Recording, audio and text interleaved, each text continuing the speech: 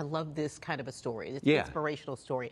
A local author has officially published her third book. And how about this? She just graduated from high school. Quite the accomplishment. 18-year-old Issey Sherman published her first book when she was 12. She hasn't stopped writing since, and Issey is here with us today to tell us about her latest book and how you can meet her this weekend. And full disclosure here, I actually do remember when you were born, Issey, because I was touring with your dad, Freak Base, at the time. So it is amazing to see everything that you have accomplished. Congratulations on the third book.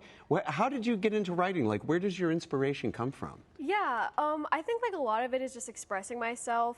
And in 5th grade, when I began writing my first book, I just kind of realized like I have all these ideas for stories and I can write them down. And my parents were very encouraging and said, like, if you put in the work to write books, you know, like, we'll help you publish them. And I was like, I can do that. And once I realized I did, I was like, guys, this is amazing. Like, we should all do this. Like, and you can really just write down whatever you want. So, yeah. I can't imagine it's not all that easy. But I want you to tell us about your latest release, Dream Crasher. What is it all about? Yeah, so it's like a supernatural teen fiction book. I don't want to give away too much because I can accidentally do that sometimes. But it follows the story of a teen girl named Denmark who is actually half Thai. The Asian representation was important to me because I did some research on that for a project at school. So she's a half Thai main character to kind of include some positive representation. And she starts having these like strange dreams right around the time of a local death. So she kind of uses the clues from those dreams to see what's going on, if it's related.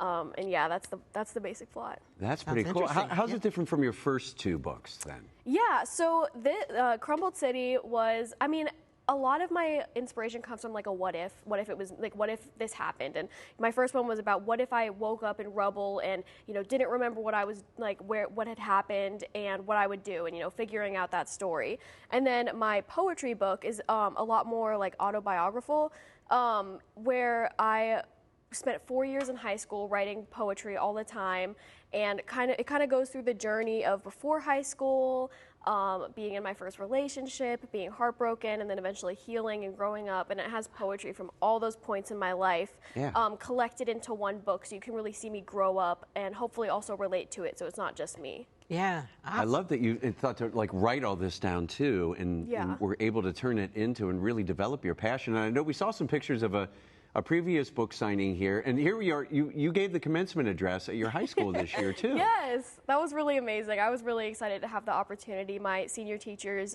chose me, and they were really amazing, so that was super exciting. Wow, very cool.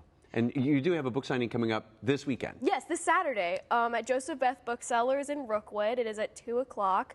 I'll be discussing my books and signing. Is this your first one, or? No, actually, I've actually done a book signing with another child author back when I was 12. Of course you have. Yeah, right. Yeah. They're really awesome and like supportive of local authors, so I was able to do that once before. But this is like the first one in a while. I've done some school events, but as far as like in bookstore, this is my first one in a while. So come on down. At 18, my first one in a while. Yeah, right. Right. Wow.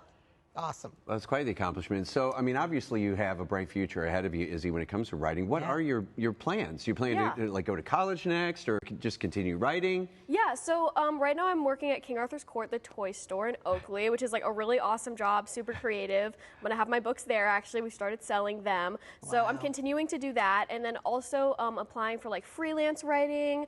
I have an interview for a writing job later today, which is exciting. Wow. So I'm trying to really get into freelance writing. I'm figuring out college right now because I want to find like the best degree for me. But right now I'm just trying to get my writing portfolio up and get published as much as possible. Now you mentioned King Arthur's. Where else can people find your book? Joseph-Beth will have them after the book signing. Okay. And then as far as online, Amazon, Barnes & Noble, and then lulu.com, which is lulu.com. But in person, I would say Joseph-Beth or King Arthur's Court.